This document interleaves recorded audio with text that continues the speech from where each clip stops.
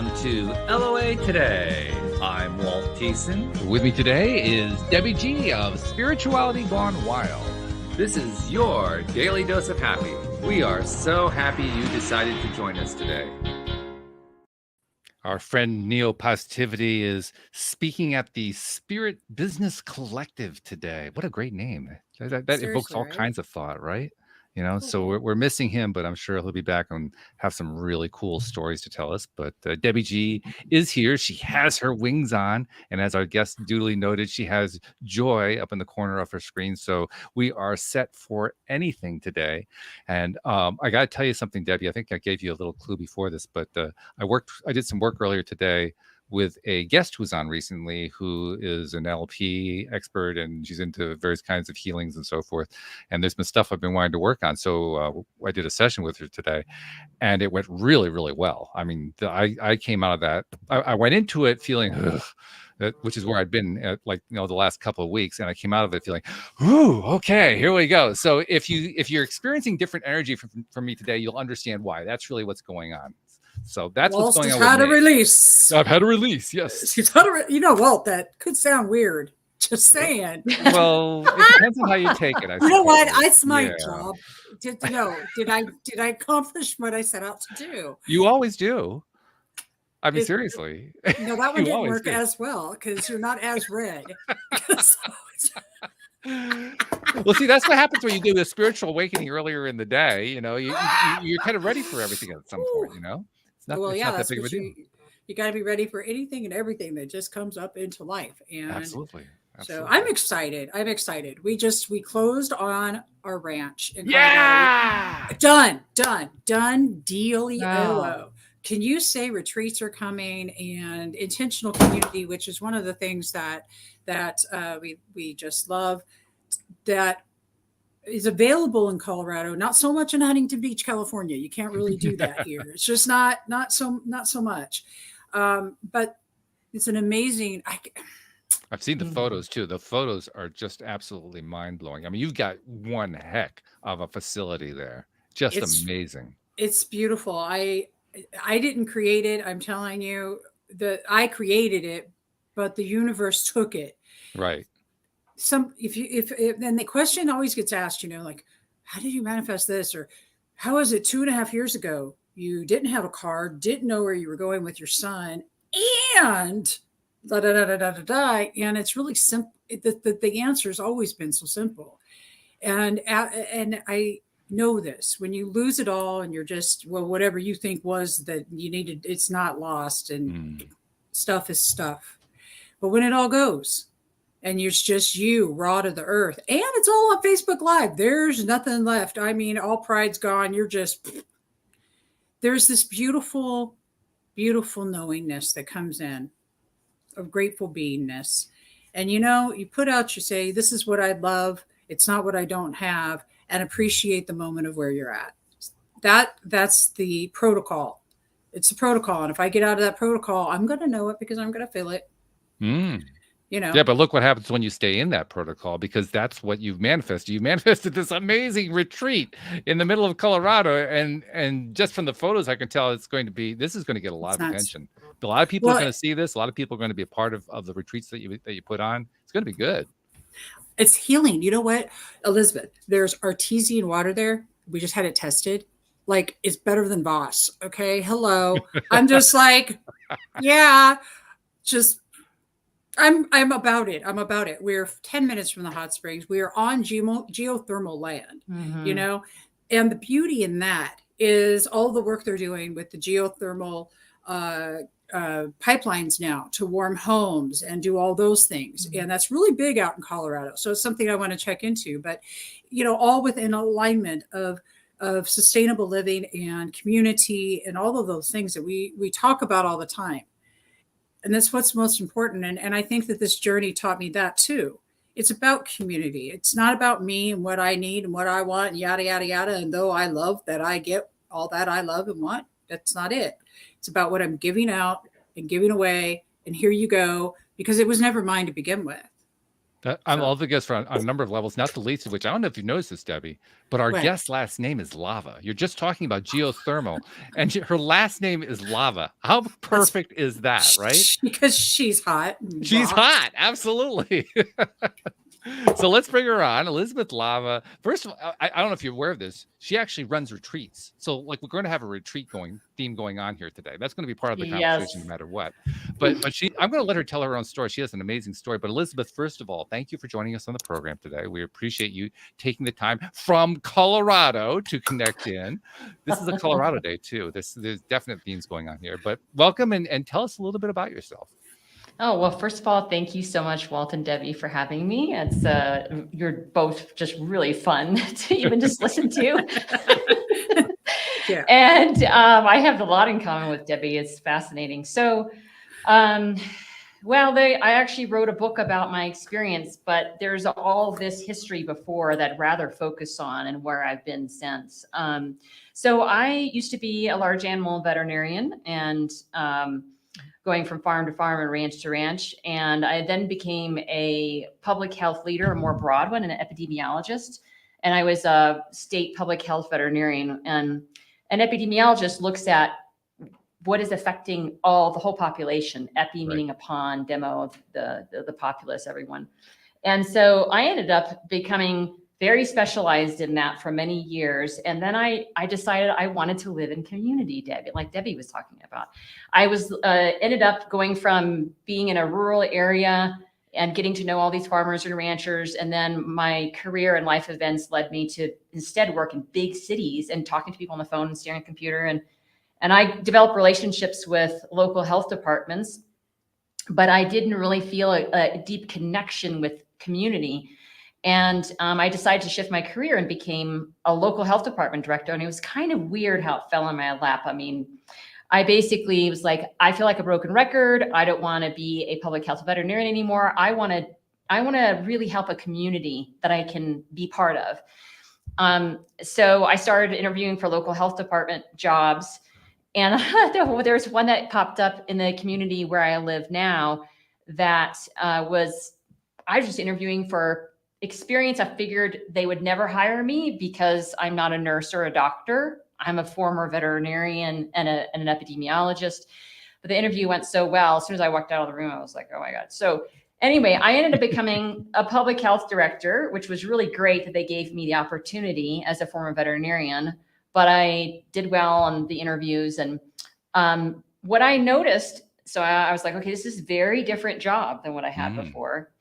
And I would go to these meetings with 5 other health department directors, and we would talk about what's going on in the whole region. And so we'd come together quarterly. And I noticed that the last assessment that they did before I started was that mental health and substance use was one of the 4 issues we're supposed to be addressing, but we never really talked about it. Like we would talk about it for like 5 minutes and then nothing. And I could just tell by being in the communities that this is really the number 1 issue we need to be addressing. And so we all take turns being chair, and I became chair.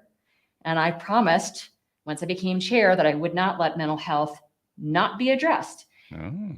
And they reminded me though, Elisabeth, we don't have money for it. That goes to a different department for the state. It's called Human Services or Social Services. And they've got their own behavioral health organizations, and we address physical health. I said, okay, I get that. But we need to be part of the conversation because it's all intertwined. You can't separate physical and mental health. You can, but if you want to look at what's going on in the population holistically, like we like to be treated, being looked at holistic as a whole human, you should be doing the same. We should at least be at the table and talking. So I said, what if I find some funding? Ooh. And they said, sure, you can look. Such confidence. Yeah, there is like the local health department's doing mental health work, And so I ended up, of course, like 4 or 5 weeks later, boom, I hear about this big innovative grant from the Centers for Medicare and Medicaid coming to the state of Colorado. And Colorado was one of these innovative grant recipients. And the whole point of it was to integrate mental health into primary care and to reduce stigma around mental health and substance use issues by doing things like mental health first aid training for the public. And it just goes on. A lot of things about billing so that doctors will then get reimbursed if they do some mental health work with a partner in their office and all that. So, so I was busting my butt with leading the grant because I got it. And then I had to lead it for the whole 6 counties. And I'm like, oh, this is pretty hard. Like, trying to move the needle on that was so hard. And about halfway through, I had become so stressed out with that and an additional substance use prevention grant that I would come home and complain a lot. Oh. And my partner took off. He's like, I can't handle this anymore. Wow. And you know what? I get why he left. Okay. Well, that's honest. Oh, yeah, good golly, I love you. Well, what did I tell you? I told you right before we started. First off, I want to appreciate your story. What I've been hearing you say along this journey is that you met some roadblocks. Mm-hmm. I want to say that your mission's on point, and that I see where each one of those are important in this chapter of where that you're leading right now. So I'm excited to hear where you're going with this. But I have to tell you, I fully understand the partner thing, because I said to Walt, I had this epiphany the other day. I was like, oh, I got to Google what's going on with me. God. And I'm like, oh, am I subconsciously sabotaging myself? Oh, yeah. He didn't do it. I lied. he didn't do it. You know what I mean? Like the thing. And so, yeah, we know why that they would do that, because we get in our space sometimes. So I understand. Well, Debbie, I just have to say, there's a part in my book where I talk about, I went to Google something. This happened for weeks on end. Yes. I haven't even told you the punchline yet. And I would, and the internet would land on web pages that had nothing to do with what I was searching. And I was like, what is going on? There's something wrong with my computer. I need a new computer. And after the 4th time of it, I stopped and I go, maybe I should look at this. And I said, oh, good grief. This is exactly what I need to read about. Something else is not what I'm searching for. Yep. Happened over and over and over again. Oh, and shortly after that, I had been texting my counselor, I need an appointment. Apparently, God works through Google. And the next day, I went to a temple associated with the spiritual path that I'm on, and the monk said the same statement. God works through Google the next day. And I was like, yeah. So anyway, that's just, so I love the Google thing. You are adorable. And I absolutely know that that's true. So this is the beginning of the darkness, right? So I ended up, he was the love of my life. He was the most amazing man I've ever met. And I could not handle losing him. I thought we were going to get married. We co-owned a house, marriage was in the cards. And I ended up becoming clinically depressed because I was shredding myself. My inner critic is so strong. Yeah. I think, every mistake I made, all the things, could I do it over again? Nope, there was no option for that. Yeah, really, those inner critics are really, really good at just tearing us apart. We're we're experts at it. And we know exactly which buttons to push, right? Better than anyone else does. Absolutely. Who knows better than us, right? Yeah. So I ended up not sleep for about 8 months. I only slept about 3 hours or less per night. And so that sleep deprivation really made it worse. And here's where law of attraction comes in. Like it wasn't here already. Yeah. Well, so to rewind for just a moment, I ended up going to my doctors, and I told them I'm really struggling. I'm not sleeping. I'm seeing a mental health counselor. They're saying I'm clinically depressed. I saw it on the screen. Was like, oh, this is the real deal. And they're all trying to put me on antidepressants. I'm like, isn't there another way? And I did all the other self-care, take some vacations and take baths, and all that, see friends. it wasn't working. And I was like, it was so painful. My whole body was racked, like aching. And I couldn't get myself out of it. And I remember this moment where I took an antidepressant and I'm looking at the bottle at the withdrawal symptoms. I'm like, that's the same thing I'm going through right now. Like, this is just putting it off. Like, there's got to be another way. And then I also was a triathlete, and I have it's stomach issues. I was training for a half Ironman, and I was like, I don't want to take this. I looked in the mirror, tear rolling down my face, and I said, I'm going to figure out another way. Wow. So I started spiritually exploring without realizing that's what I was doing. I ended up meeting certain people, was powerful moments that led me to go to the library to check out books about mindfulness and meditation. So I started practicing being fully present. And I realized, what else is missing at this present moment? What's wrong? What is, and it's like, unless I have to pee, eat, or sleep, really, usually everything is quite perfect. And when I realized that, I'm like, I have a really good life. Just because he's not in my life anymore, it's okay. And I started coming out of depression, and then I started meditating. And within a few weeks, I started having these like crazy out of body experiences. I was like, what is this? And so from the point of having that moment where I am leading a mental health grant for a 6-county region where suicide rates and substance use prevention, substance use is quite high. And here I am battling with depression. Yeah. I'm doing things that are outside of the paradigm of the grant that I'm in charge of. And I'm starting to have these surreal out of body experiences and it was crazy. I'd be like driving down the road and I'd be like, whoa, I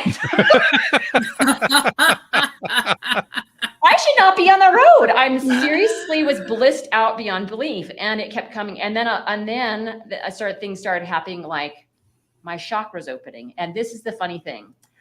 I come from a very science-based, like physicians and nurses going back. I'm an epidemiologist. I'm studying infectious disease. I'm a veterinarian. I am so science-based, but I took a yoga instructor course a few years before. And there's all this stuff about chakras, all this crazy spiritual stuff, right? Yeah. And I was like, this is woo-woo. Right. Woo-woo to the wow. Here we go. It's like, a politician that doesn't believe in something until something, a certain issue, until it slams them in the face and then they become an advocate for it. Right. So I'm like, So I basically mentioned it to my traditional counselor. I go to her and I go, so is it normal when you're coming out of depression to have euphorias? Like, I love it. Like orgasms? And she's like, what? And I was like, I'm not telling her anything else because I'm going to be put in an institution. Right. Yeah. You do know where the limits are. That's good to know. Yeah, for sure. So I got pretty bad, and I just basically, during my little meditation moments, I'm like, I need help. I don't know what's happening to me, but this is pretty scary. It's disorienting. And then I ended up having a series of traumas through that because the mixture of the darkness and then having blissful moments when you're a female and you're attracting in some dark energy, people that aren't very evolved, and then they feel your bliss. It was pretty scary. So I started getting in a lot of trouble.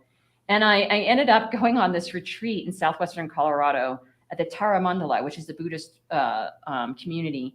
And I didn't even know I was going to Buddhist community. I just was Shiva Ray's coming. This is who I learned how to teach yoga from. I gotta go.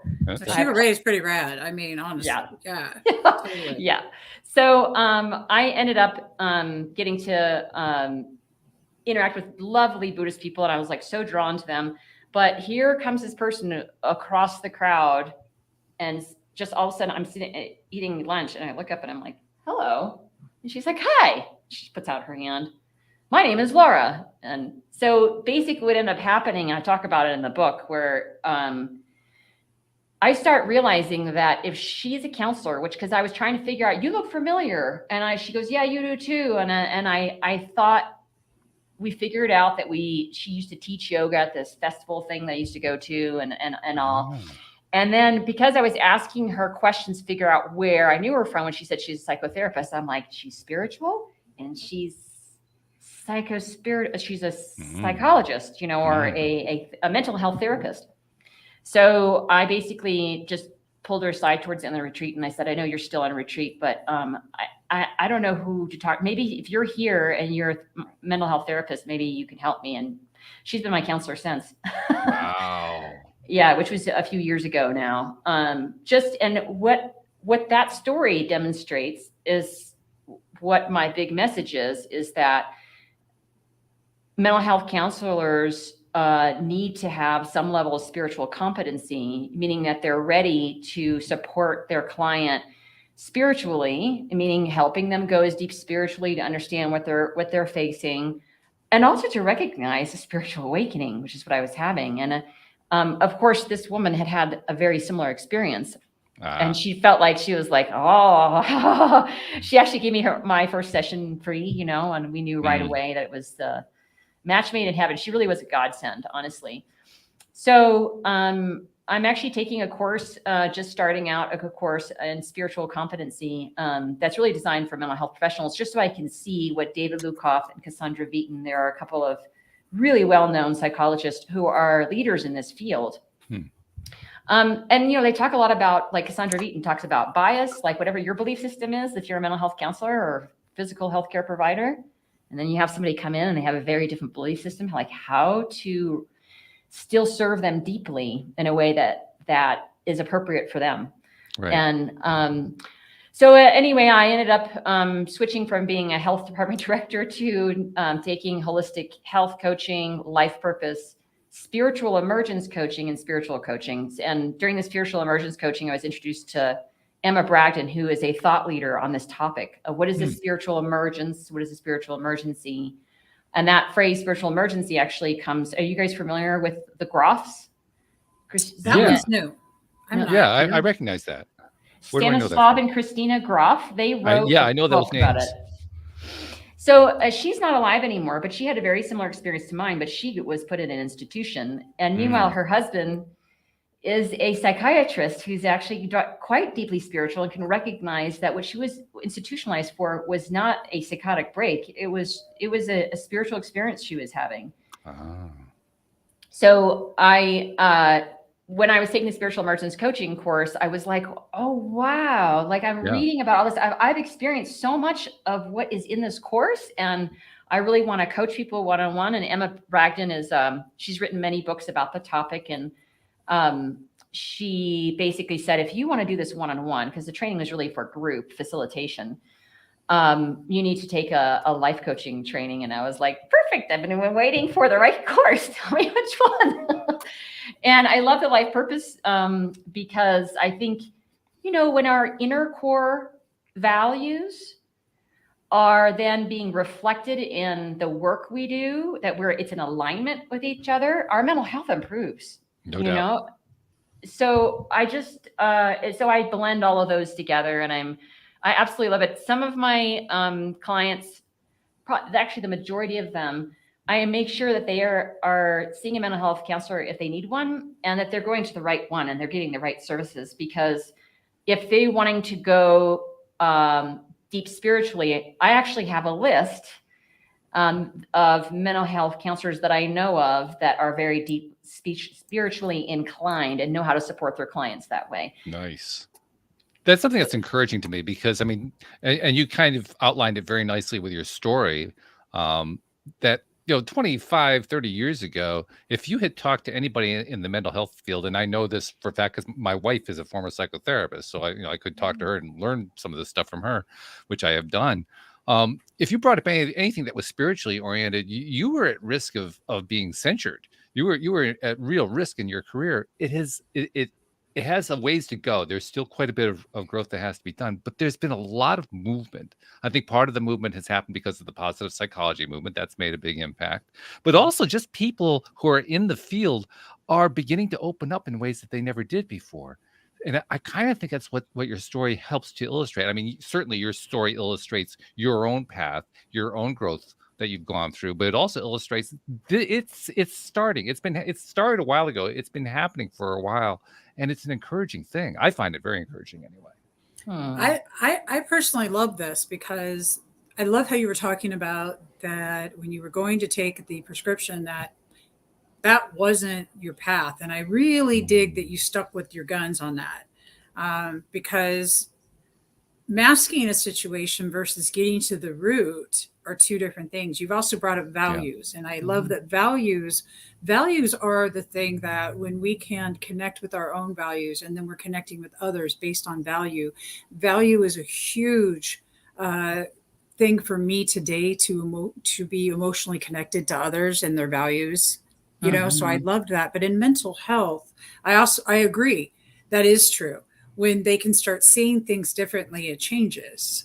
Absolutely. Yeah. What do you say about psilocybin and using different Oh, protocols? here we go. Because look, if you can't be in the mental health industry right now and not know about psilocybin, the works that are coming through Johns Hopkins are just huge. It's blowing up. It's very Zappy Zappelin's touring all over the United States right now, talking about recovery meaning freedom from actual addiction. And that doesn't mean go back out and use, because it's just no longer there. The healing is taking place. Now, I would like to know what you think about that and like how you vibing with that right now. I know that you can't mix it with medications and stuff, but I know that but anyway, I'll be quiet. Part of Emma Bragdon's course on spiritual emergence coaching, we talk about plant medicine and how use of plant medicine can trigger a spiritual awakening. And a lot of people are seeking and they decide to go that route. I don't discourage any of my clients. I don't tell them don't do it. I just talked to a client not too long ago who said, I'm going to ayahuasca ceremony. I'm hoping it's going to help me make this huge life decision. And maybe I'm putting too much expectations on it. And then I was like, slow down. I was like, okay, tell me more about the ayahuasca, because I wanted to make sure it was safe. That he had a safety plan. I'm like, so can you tell me a little bit more? Have you researched this person? Because it's a pretty wild ride. Yeah. Well, with ayahuasca's like, I haven't done that. But however, it's in Costa Rica where they have a medical team and they have shaman, and I've vetted, and we know people who, the people that are running that are ones that can be trusted just by the feedback from the thousands of people that have been there. So here's what I got to say though. There is no magic cure than doing your work. Practice. You got to do your practice. And that's actually interesting you said that, because, I don't know how much I should say. Let's just say anything. You can say whatever that you like, love. So I bumped into somebody who knows one of my teachers quite well on a personal level. And that teacher is saying, this is spiritual bypassing, which is very different than how I use the word. It's trying to take a shortcut. So I've actually had this conversation. I was actually at a temple in Denver in May. And of course I taught yoga at this big festival, saw these young people. And then I go to this temple in Denver, 12-hour drive apart, and they show up at the same place. And they started talking about plant medicine and ayahuasca and their trips on that. And I was like, well, it's really fascinating that you guys are here. You're definitely big time seekers. What's your opinion about this meditative path that you're here to get initiated on versus plant medicine? And he said, he's a really young man, but old soul. He goes, the plant medicine only takes you so far. You got to do the work. Yeah. You got to do the work. Do the work. You can't get out of doing the work, no matter what. Interesting. You just can't. I mean, as much as we'd like to. But spiritual bypassing is thinking you're going to get out doing the work. So, I mean, it's true. It always comes right back up and goes like that. So one last thing, and I wanted to see what you thought, Debbie, was because I want to talk more. I'm not an expert at all on plant medicine. Okay, I just want to say that right now. But what I say to my clients is, do you have a mental health counselor, and do you have an appointment with that counselor soon after the ayahuasca ceremony? Or is there somebody there that is going to help you process? And as an example, a recent conversation I had was, oh yeah, this woman I have a romantic interest in. I'm like, that's going to be biased. That's not a person to process this. You really want someone who specializes in processing ayahuasca, or is a mental health professional that has experience and understands what you may have gone through, and to support you to integrate. And so this client was like, yep, I have an appointment the week, just 2 days later. I'm like, perfect. Okay. did they ask for your emergency contact, and who is that? Like, that's how much I want to make sure that their experience is as safe as possible, and it's their choice, you know. Now, psilocybin, I'll have to say, let's see, I've had some really crazy journeys in terms of interacting with certain souls that, you know, I know it was previous life interactions that were very challenging for me. And there's this one person that I totally adore, and we did something called trauma bonding, and I didn't know what that was. Trauma bonding's a fun little tool, isn't it? Oh, no. Well, you know, yeah, but go There's ahead. Yeah, there's different aspects of trauma bonding. So the aspects, so I was actually taking an embodiment coaching, and they dove deep with, you know, Peter Levine and, you know, Body Keeps the Score and all. And I'm like, wow, I had no idea. And all of a sudden I'm reading about trauma bonding, and I was like, ooh, sometimes two souls come together because they had a spiritual awakening triggered by trauma, but they may not have done their other core personal work around healing from that trauma and start traumatizing other people. Yeah. And that's what I experienced. And it was scary. I was like, oh. And so I talked to my counselor about it, and she said, so is he interested? I'm like, he's never had any mental health counseling and he needs it. And what do I do? You know, I can't force, it's his choice. Sure. And a lot of counseling is talk, and that's re-trauma, bringing it up. And so we talked about EMDR, and then she mentioned psilocybin. And she said that could really cause a lot of opening and healing for him. And she said, now, you know, there are certain precautions to take. And she was sharing that with me, and I'm not an expert, so I really shouldn't speak any further on that. But Debbie, what's your thought about psilocybin? So I will tell you quickly, and then I'm going to have to unify, is we're having this big event on anti-nuclear war prayer. It's a prayer for the next 2 days. We were live from Hiroshima. And so we've got millions of people around the world that are praying, that are in prayer right now. And so I'm going to need to see if I can help them. I'm going to give you, my thought is that the studies I have done, and I've done some intensive studies through the Johns Hopkins Hospital, and what that they're doing. And the studies are profound with certain protocols. We're talking microdosing, such a small amount that literally it's not detectable. And what happens is it's rewiring the brain's pathways. And these people that were suicidal, that literally, y'all can Google this and look it up because it's just fascinating. But these people are experiencing freedom. They are, I'm not going to say cured. I'm going to say they're well. But practice is everything. The work that you're doing, the accountability, how that you show up. Are you willing to take full responsibility for you and never look outside of yourself again at another human being that's them when it's within. And we are our own worst enemy because we can't accept the beauty that we are, because we've been conditioned to see we're not. Psilocybin has helped me, and I've done microdosing. I'm not now, but I have. And that's one of the neat parts about it too. You don't have to keep doing it.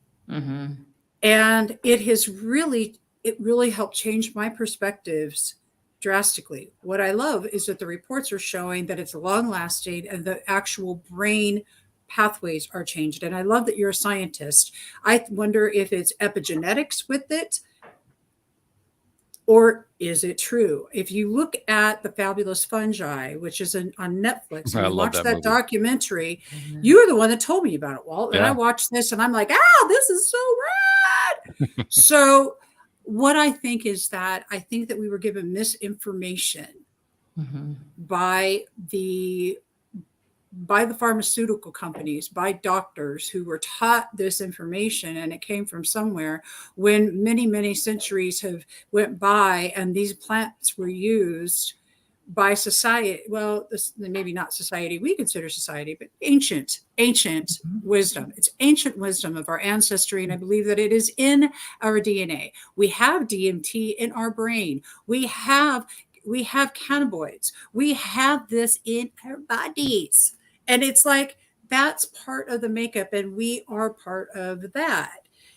If it's something that could, I don't know that it's going to help everyone, but if it can help even one person to be free from that thing, then I absolutely think that it's worth it. If a person can be free of feeling like they don't want to be here. Mm-hmm. You know, that is what I say. And I want to stick. I will be right back. I'm going to go check on this right behind the scenes. Okay. Because I know you have to be kicking off, but coming back. Oh, looks great. shoot. It's 6 minutes to 2. I also have to do that. Yeah. You know what, Elisabeth, you rock. And I appreciate you. And I'm going to watch the end of this so I can hear it. But we also have a show called Unify Women Rising on Unify. We could talk about that later too, because I think what you're talking about is fascinating. And I work with a lot of people in the addiction arena, so in the mental health arena. So there's a whole lot of stuff that we could talk about for days. Okay. So I just think you're fascinating and I appreciate you. Ditto, Debbie. Thank you. Bye, honey. We'll see you next week, Debbie. Bye. All right. Oh, yeah, you can tell why I love Debbie so much. She's a bundle of energy, first of all. She's a bundle of knowledge, second of all. And man, she's just fun every single episode. It's just a blast. Yeah. Awesome. She's a personality. Yes. But but even carrying on with the conversation with the direction Debbie kind of dragged you into, she mentioned the documentary Fantastic Fungi. You've seen that one, I take it? I just have friends that have been sending it to me and I haven't had a chance to watch it yet. So. Oh, you got to see it. Okay. I mean, if for no other reason than to see the cinematography. The cinematography, the stop action, the CGI stuff is fabulous. Wow. They put a lot of time and energy into it. And just on an entertainment level, it's a great film. Never mind the information that they're portraying. Just enjoying it is fun. Wonderful. It's so well done. One of the fascinating parts of the film, of course, and she was alluding to this, is that they do talk about people discovering and using psilocybin to break through personal blocks, if you want to call it that. Obviously, we talk about blocks in law of attraction land a lot, so we'll use that term. And I think probably the most fascinating part about it is it's almost like a flashback to the 1960s, the 60s drug culture and so forth.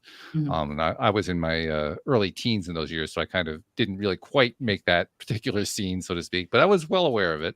And that whole scene produced a lot of damage, but it did create some awareness. And when you look at some things that have come out of that knowledge, one of them being this area of psilocybin, there's potential here. There's real potential. I think that's what Debbie latches on to. There's a lot of potential. So I'm glad you guys went down that path. I want to go back, though, to your story, because your story is a cool story. I mean, you've been on this path. You were the veterinarian, then you went into the mental health field, the public health field, and then you started going off into your own life coaching field. And in the process, you had, this is the common story that happens with every single guest that comes onto the program. They have their thing, they do a crash and burn, they fly like a phoenix after that, and they develop their new career, and that's what you did. I want to find out what you did after you started to fly like the phoenix. So tell us that part of the story. Well, I would say the phoenix was like trying to fly. So it was a crash and phoenix all at the same time. It was like he kept burning and burning up and recreating and burning up and recreating in mid-flight. Okay, I get it. Yeah. I know that some of the real rough parts after my awakening started to settle out was so that I would heal on a deep level in body, mind, and spirit. And it was just beautiful how I actually started praying for, there's a certain prayer associated with my spiritual path. And it talks about mental, physical, and spiritual development. And I was like, I was kind of getting tired of development through harshness. And so I asked for mental, physical, and spiritual healing, please. And then these incredible healers showed up, and I learned about all these different types of modalities that worked well for me to finish my healing. And I mean, every day creates new challenges. And so it's important, of course, to keep that healing journey going.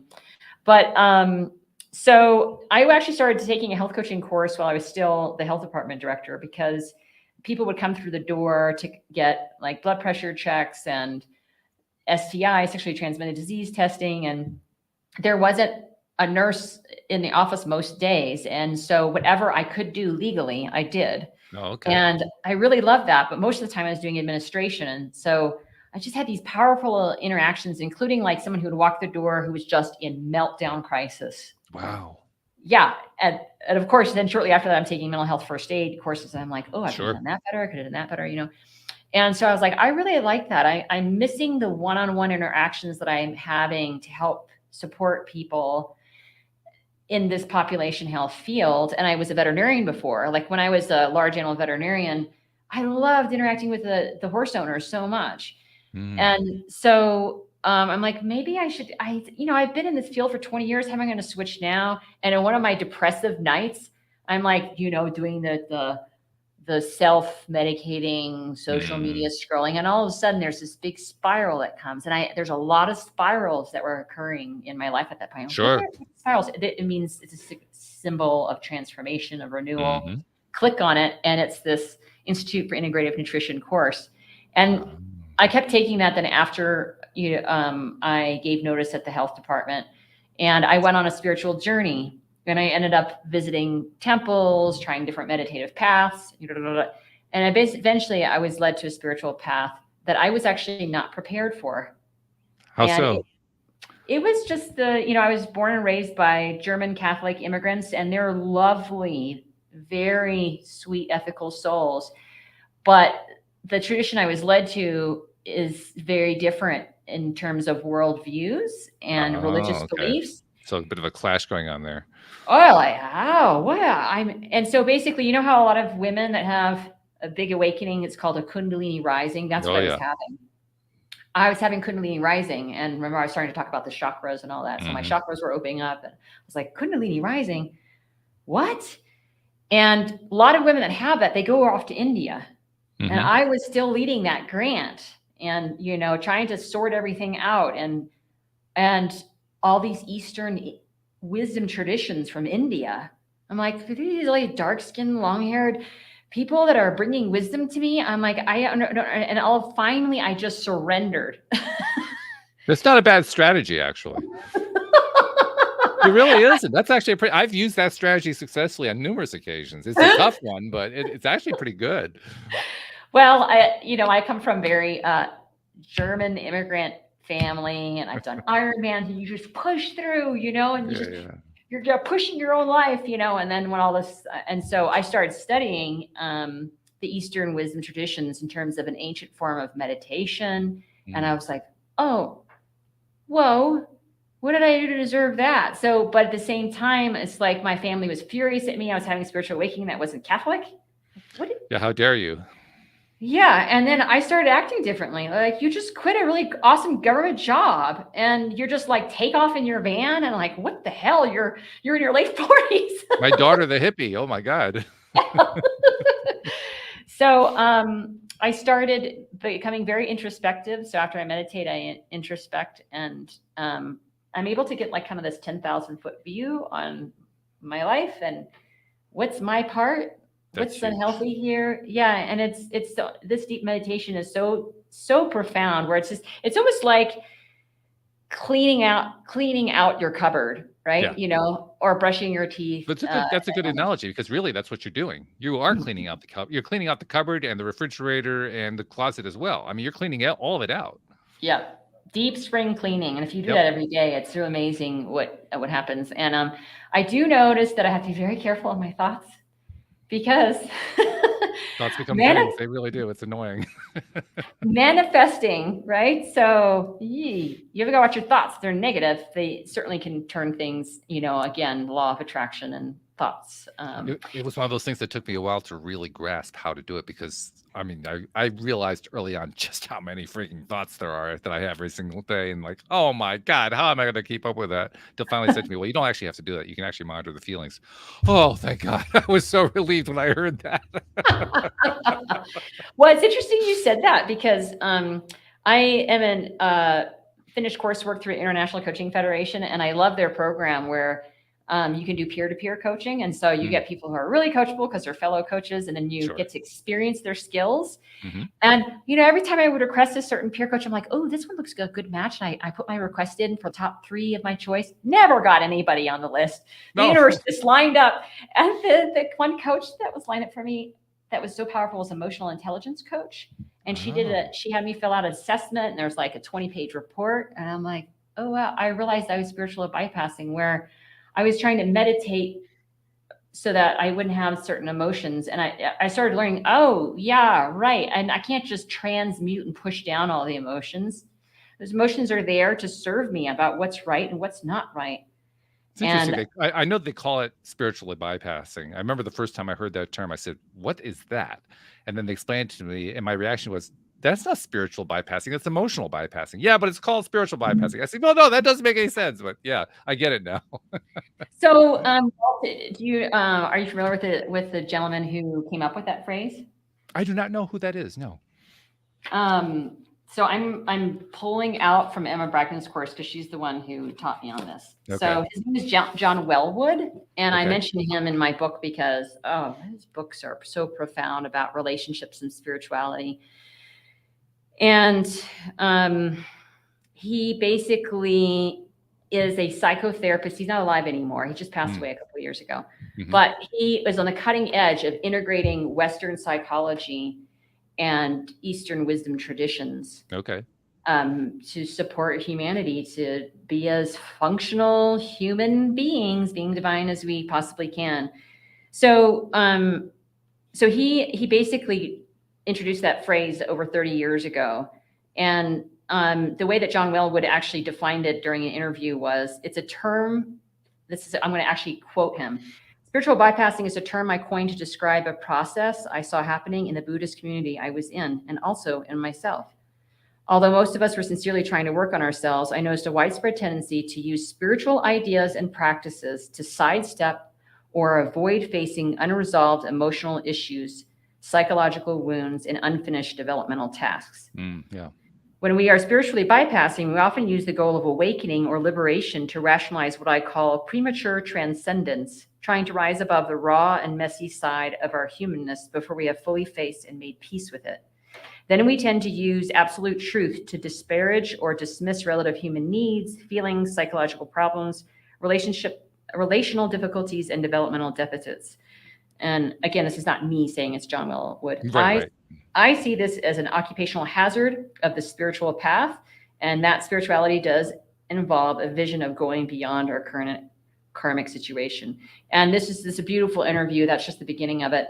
And I have zero tolerance for spiritual bypassing, and I experienced it so much when I was interacting with certain people that were deeply spiritual on my spiritual path. And that is not okay. You guys know about that. Clarify something for me, because you said you have zero tolerance for it. When you say you have zero tolerance, what do you mean by that? I confront it as diplomatically as I can and point out that, trauma, loss, grief, it's a part of the human condition. And I basically talk about like Maslow's hierarchy of need as a very simple, if you actually look at that, basic human needs sometimes are being removed from people's lives. And then we're trying to think that they're supposed to just be focusing on their spiritual practice and meditation at the tip, So there's just lots of examples in terms of, I'll give you an example. I was led to a really sweet healer when he was trying to do a healing over the phone. And I'm like, no, I'm looking for a massage therapist. There's some mistake. and he's still trying to go on with the session. And so he still wanted to hear my story. And I told him, and he said, God only gives a person what they can handle. And I said, do you want to hear how that landed with me? And he said, what do you mean? I said, what about people that commit suicide? They got a little more than they could handle. And he just was like, oh, I could feel him getting contracted over the phone. The sweet, sweet healer ended up becoming like a chaplain. He ended up looking at all these courseworks to prevent him from making a bypassing statement like that, not acknowledging this, I hear this challenge.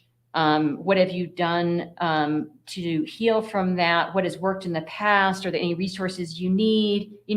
Being a compassionate person and listening to what someone's going through and not saying something like, well, you had it coming because God knew how you, it's like they need a compassionate voice and space to heal, not saying something flippant like that. And so that's just an example. It's funny because I totally get what you're saying, and I love what you're saying too. It's funny how these phrases come into our lives and we adapt them to whatever feels good to us. I mean, that's why we do that. We take stuff in, we basically work on it internally, either deliberately or subconsciously, but one way or another, we end up working on it internally, even if it's only for a very limited time. And then we either adopt or we reject. And if we adopt it, maybe we modify it a bit, but we make it our own. And in the process of doing that, we all do it from different perspectives. So one person can have the perspective, a particular perspective, and say, well, God only gives us what we can handle, and that perspective works fine for them. And another person comes along, and the perspective doesn't work for them at all. That was you. The perspective actually rubbed you the wrong way. And I always think about these things. And I say, both are completely valid. They're absolutely both completely valid. How interesting that we're given these different perspectives to look at the exact same thing, to basically understand the exact same thing in different ways. Really something. Yeah, it's amazing. That's one of the things I love about doing a podcast, because I get so many great perspectives. Seriously, I love that almost more than anything else. Yeah, I definitely, that's part of also being a coach or a counselor, is to put you down, to try to look at the circumstances for your client, your patient, through their lens. Yeah. That is not easy to do. I mean, it takes quite a while to get to know someone. Yeah. It's a skill that counselors are so qualified for, and coaches, instead of, we try to keep them moving forward. Right. And a lot of counselors are tapping into some of the coaching techniques to help their patients moving forward. But I basically try to listen as best I can and ask open-ended questions, and just keep probing until they have their own epiphanies. And when they have those moments, it's such a rewarding field. One thing that comes up an awful lot, but not all the time, when I'm interviewing people like yourself who have made it their mission in life to help other people in these ways, either as a life coach or a therapist, or some other variant on all these themes, it's a question of whether or not they do it more from a scientific perspective or more from what we euphemistically call the spiritual perspective. Maybe you might even call it a channeling perspective, and some kind of merge it all together. Some are really, really strong on the empathy / psychic / channeling side. Others are much more into the very left brain linear approach. Where do you fall on that spectrum? I'm kind of curious. Mix them both. Mix them both. Yeah. That's why I love John Wildwood so much. So he's got a series of books, and his webpage is still up. So it's intermixing them both, and being very discerning though about what from the spiritual world is truth, and how to dose it. Into someone's transformation is you need to be very cautious on that. Yeah. And I as an epidemiologist for 20 years, I looked at data a lot. I mean, I was taught like how to go through data and research and figure out, is this, like, just because it's a published scientific journal and some doesn't necessarily mean it's valid.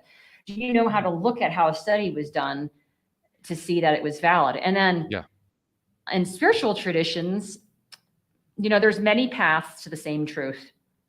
And there's so many different paths because each one of us is so unique. And so there needs to be a lot of different ways to get to the same truth. And the meditation that I practice is very scientific. It works so well in order to bring realization of realizing that I and everybody else are divine souls temporarily housed in this beautiful temple of our bodies. Yeah. We're here to grow and learn, and hopefully not have to come back one day.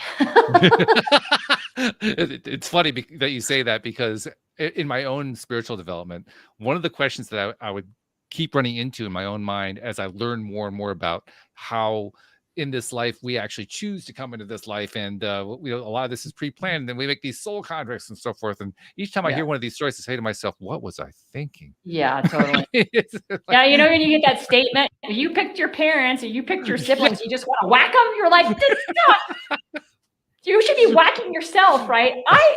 My belief system is I could not have figured out that that was the family that I needed to be born into. There were divine forces that knew that's what I needed. And my soul wanted that lesson to be in that moment, but it wasn't like, did I really select it? I don't know. So, it takes a little bit of the sting of that concept out. Like there's certain growth we need, and we come into, we choose what we really want to, like what divine qualities we want to work on. I had a between life soul regression done through, I hope I remember his name correctly, Robert Schwartz. Okay. And that was pretty eye-opening. And I had an appointment with my counselor like 2 days later, and thank heavens, because I was like, whoa. Oh, it is really woo. Okay. Yeah, it was definitely.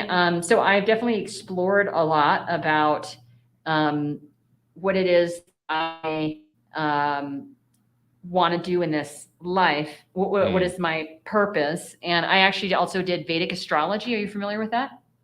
I can't say I'm familiar with it. I'm aware of it. Let's put it that way. Okay. So it's instead of Western astrology, it's Eastern, and it's based in the Hindu tradition. Right. And Vedic means based on the Vedas, which is the word Veda means truth. And so it's very ancient and quite precise. I mean, the Vedic astrologers, if you get one who really knows what they're doing, they want to know exactly down to the minute and where you were born. Right. And so that really revealed to me a lot about my personality up to this point, what I am, kind of the stars and the planets shaped me to be in this lifetime. And so I sometimes recommend to clients to get that, especially if they're going through like a huge life transition and they want to change their career and they're like thinking of tons of different options. Like I have all these tools to help people hone in on what is right for them, what's reasonable, what's feasible, and empower them. But it's really helpful to know from Eastern traditions of wisdom of how you were actually designed. And then, I use Western approaches too. So there are psychologists that actually focus on life purpose and have tools. One is called The Power of Purpose, and I'm forgetting that author's name. I don't have it at the tip of my tongue. But and that is a very Western approach to elucidating someone's purpose that's really in alignment with their core values. So yeah, I mix both. And I certainly at the beginning of each coaching, I ask the clients if they want to do a brief meditation. And it's interesting. So for a while, I was just kind of doing some sessions with meditation, some without. And whenever I started it with meditation, the session went so much better. And we know that meditation actually increases your intuition. Yep.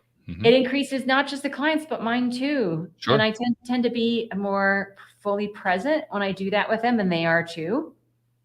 And then, some people are not spiritually exploring that I support, but most of them eventually go there because once I start guiding them through meditation, they want more of it. Well, it makes sense to me because ultimately anybody who is looking for help like this is looking for answers, right? And when you start getting answers, it almost doesn't even matter where you're getting them from. It's that you're getting them. So when you're getting them, the old rules that might have prevented you from exploring because, oh no, that's woo-woo, that's crazy, that's whatever, those get blown by the board because you got an answer that resonated. That makes a difference.